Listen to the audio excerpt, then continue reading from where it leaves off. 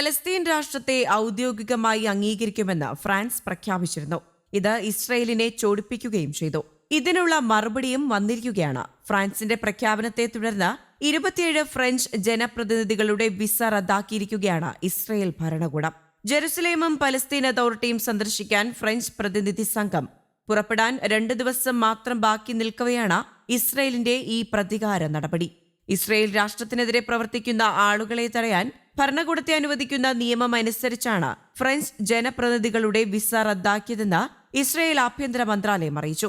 ജനപ്രതിനിധികളുടെ സംഘത്തിൽ ഫ്രാൻസിലെ പരിസ്ഥിതി ശാസ്ത്രജ്ഞരും കമ്മ്യൂണിസ്റ്റ് പാർട്ടി അംഗങ്ങളും മറ്റ് പ്രാദേശിക ഉദ്യോഗസ്ഥരും മേയർമാരും ഉൾപ്പെട്ടിരുന്നു. അന്താരാഷ്ട്ര സഹകരണവും സമാധാനവും ശക്തിപ്പെടുത്തുക എന്നതായിരുന്നു യാത്രയുടെ ലക്ഷ്യം.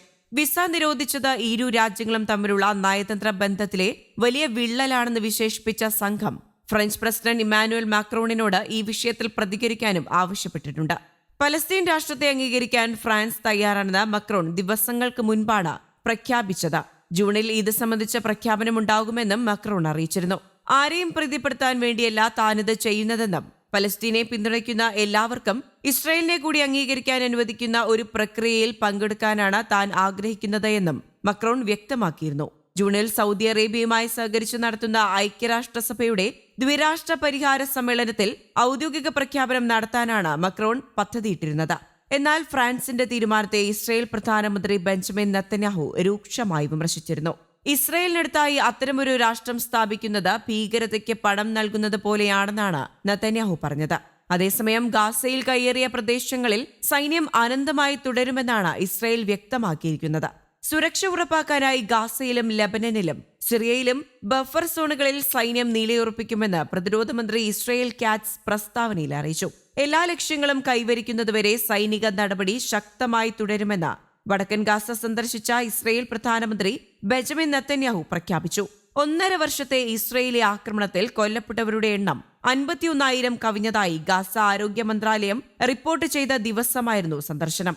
ശ്രദ്ധേയമായി ജോലി ചെയ്ത ഇസ്രായേലി സൈനികരെ നെതന്യാഹു അഭിനന്ദിക്കുകയും ചെയ്തു.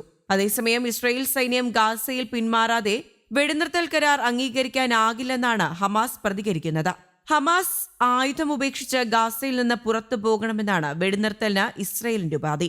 ബുധനാഴ്ച ഗാസയിൽ ഇസ്രായേലി ആക്രമണത്തിൽ 25 പേരാണ് കൊല്ലപ്പെട്ടത്. ജനുവരിയിൽ ഒപ്പുവെച്ച വെടിനിർത്തൽ കരാറിൽ ഉറച്ചു നിൽക്കുക എന്നതാണ് പ്രശ്നത്തിനുള്ള ഏറ്റവും വലിയ പരിഹാരം.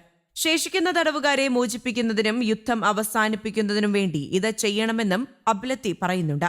ജനങ്ങൾക്ക് സഹായമെത്തിക്കാനുള്ള ഈജിപ്തിന്റെ ശ്രമങ്ങളുടെ ഭാഗമായിരുന്നു Egypt president Abdel Fattah el സിസിയുടെ ഖത്തറിലേക്കും കുവൈത്തിലേക്കും നടത്തിയ സമീപകാല സന്ദർശനങ്ങളെന്നും അദ്ദേഹം കൂട്ടിച്ചേർത്തു. പക്ഷേ ഗാസയിലേക്ക് ഒരു മാനുഷിക സഹായവും അനുവദിക്കില്ലെന്ന് ഇസ്രായേലി സൈനിക കാര്യ മന്ത്രി ഇസ്രായേൽ കാറ്റ്സും വ്യക്തമാക്കുന്നുണ്ട്. News desk, Kerala Kaumudi.